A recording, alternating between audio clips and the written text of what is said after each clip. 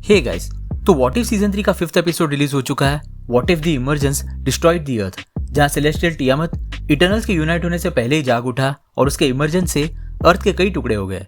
इस दौरान एक पर्टिकुलर इंसान ने अपने लिए एक अपॉर्चुनिटी देखी और इस दुनिया पर रूल करने लगा, और वो इंसान था क्विंटन बेक एके मिस्टीरियो, जिसे हमने पिछली बार स्पाइडरमैन फार फ्रॉम होम में देखा था। उस मूवी में हमें पता चला था कि क्विंटन स्टार्क इंडस्ट्रीज के लिए काम करता था। उसे ना बाइनरीली ऑगमेंटेड रेट्रो फ्रेमिंग या शॉर्ट में BARF holographic illusion technology Stark Industries के लिए बनाई थी, जो टोनी ने Captain America Civil War movie के ओपनिंग सीन में डेमोन्स्ट्रेट की थी। दरअसल बार्फ नाम टोनी स्टार्क ने ही इस इल्यूजन टेक्नोलॉजी को दिया था।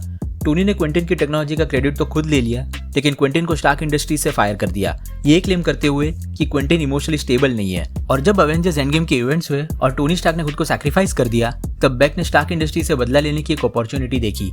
वो अपने प्रोजेक्शंस को यूज करके एक फिक्स सुपर हीरो मिस्टीरियो बन गया, जिससे उसे टोनी की एडिट ग्लासेस मिल जाए और अल्टीमेटली टोनी की सारी टेक्नोलॉजी पे कंट्रोल भी।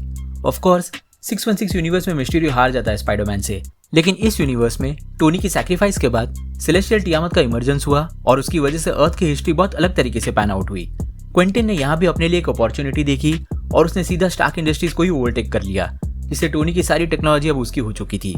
इसी टेक्नोलॉजी से क्विंटन ने अपनी आयरन फेडरेशन बनाई, जिनका वो यूज कर सके आम लोगों को सप्रेस करने के लिए। इस आयरन फेडरेशन को लीड व्हाइट विजन करता था। जैसा कि हम जानते हैं, अवेंजर्स इन्फिनिटी वॉर के इवेंट्स के बाद विजन की बॉडी को गवर्नमेंट ने अपने पास रख लिया था, कंसिडरिंग उसकी बॉडी वाइब्रेनियम की बनी हुई थी। अब क्योंकि विजन को बनाने के पीछे अल्ट्रॉन के अलावा पार्टली कंट्रीब्यूशन टोनी स्टार्क का भी था, तो स्टार्क इंडस्ट्रीज को अपने कंट्रोल में लाने के बाद बेक को विजन के प्रोटोकॉल्स का भी एक्सेस मिल चुका होगा और उसने दोबारा इस व्हाइट विजन को एक्टिवेट कर दिया होगा। अब व्हाइट विजन के आयरन फेडरेशन में आ जाने से बेक की फ्लीट और ज्यादा पावरफुल हो गई और इस अपोकैलिप्टिक अर्थ पर एक जंग छिड़ गई बेक के आयरन फेडरेशन और अलायंस के बीच, जो बेक को अपोज करते थे। बेक के आयरन लीजियन ने ऑलमोस्ट सभी अलायंस के मेंबर्स को खत्म कर दिया और अब सिर्फ कुछ गिने चुने लोग ही बचे थे अलायंस में। वोंग, वैल्किरी, ओकोए और शांग-ची मूवी से यिंग नान इस अलायंस के फाइनल मेंबर्स थे। लेकिन इस यूनिवर्स का आखिरी होप एक ऐसा पर्सन होने वाला था जो इनिशियली इस ग्रुप का मेंबर भी नहीं था, और वो पर्सन थी रीरी विलियम्स, जिसे हमने ब्लैक पैंथर वकांडा फॉरएवर में देखा था। उस मूवी ने ऑलरेडी दिखा दिया था कि रीरी इतनी यंग होते हुए भी एक जीनियस थी। अलायंस को ये इन्फॉर्मेशन मिली थी कि रीरी के पास एक ऐसा इक्विपमेंट है जिससे व्हाइट विजन को खत्म किया जा सकता था। अलायंस रीरी को आयरन फेडरेशन के एक अटैक से बचाकर रिक्रूट कर लेता है अपनी टीम में और उसे अपने बेस में ले आता है, जहां रीरी अपने इक्विपमेंट से ऐसा वेपन बनाती है जिससे वाइब्रेनियम कमजोर पड़ जाता है। आयरन फेडरेशन अलायंस के लोकेशन का पता लगा लेता है और व्हाइट विजन के साथ वो अलायंस के बेस पर अटैक करते हैं। रीरी अल्टीमेटली अपने नए वेपन से विजन को डीएक्टिवेट कर देती है और अपने आप को विजन के वाइब्रेनियम से फ्यूज कर देती है और उसकी कॉन्शियसनेस अब अलग लेवल पर पहुंच जाती है। उसे अब समझ आने लगता है कि क्या रियल है और क्या मिस्टीरियो का इल्यूजन है। रीरी अलायंस के साथ मिस्टीरियो के बेस पर हमला करती है और एक बहुत ही इंटेंस वॉर जैसी सिचुएशन के बाद रीरी मिस्टीरियो तक पहुंच जाती है। रीरी को उस वक्त पता चलता है कि मिस्टीरियो ने उसके लिए एक ट्रैप बिछाया था, कंसिडरिंग विजन को प्रोग्राम उसी ने किया था और वो तब से उस पर नजर रख रहा था जब से रीरी विजन के वाइब्रेनियम के साथ फ्यूज हुई है। उसने ये ट्रैप इसीलिए बिछाया था सो दैट रीरी और बाकी सारे अलायंस के मेंबर्स उसके बेस पर आ सके और वो सारे अलायंस को एक साथ खत्म कर सके।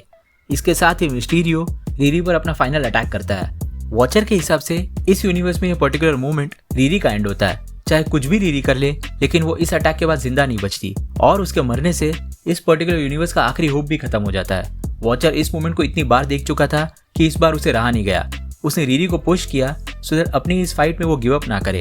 रीरी इवेंचुअली जीत जाती है और वो आसमान में एवेंजर्स का सिंबल प्रोजेक्ट करती है सो दैट पूरी दुनिया उसे एक होप के रूप में देख सके। अब ये दुनिया तो बच जाती है, लेकिन उआटू के बाकी वॉचर साथी उसे इंटरवेंशन करते हुए देख लेते हैं। उनके हिसाब से उआटू ने अपनी ओथ तोड़ी है और अब से सभी वॉचर्स उआटू पर निगरानी रखेंगे। उआटू ने बेसिकली इस यूनिवर्स के एब्सोल्यूट पॉइंट इन टाइम की इवेंट को होने से रोका है। एब्सोल्यूट पॉइंट इन टाइम पहली बार हमने व्हाट इफ सीजन 1 के 4th एपिसोड में देखा था, जहां डॉक्टर स्ट्रेंज क्रिश्चियन की डेथ को होने से रोक रहे थे। उस यूनिवर्स में क्रिश्चियन की डेथ एक एब्सोल्यूट पॉइंट इन टाइम थी। इसका मतलब था कि चाहे कितने भी तरीके डॉक्टर स्ट्रेंज ढूंढ ले, लेकिन किसी ना किसी तरीके से क्रिश्चियन की डेथ हो ही जाती थी। जब स्ट्रेंज ने फाइनली क्रिश्चियन की डेथ को रोक लिया तो उसका पूरा यूनिवर्स ही फेड होने लगा।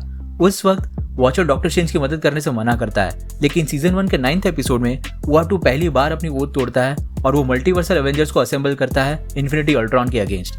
और अब दूसरी बार उआटू ने अपनी ओथ ब्रेक की है, इसकी वजह से वो बाकी वॉचर्स की नजर में आ गया है। डेफिनेटली इस एपिसोड के रैमिफिकेशंस हमें आने वाले एपिसोड में दिखेंगे, क्योंकि इस सीजन के एक पर्टिकुलर एपिसोड का नाम what if the watcher disappeared है, जो कि इसी एपिसोड की इम्पैक्ट की वजह से हुआ है। So let's see. तो आपके क्या थॉट्स है एपिसोड 5 को लेकर? क्या इस एपिसोड का यूनिवर्स भी वाटू के इंटरवेंशन की वजह से डॉक्टर स्ट्रेंज के यूनिवर्स की तरह फेड आउट हो जाएगा?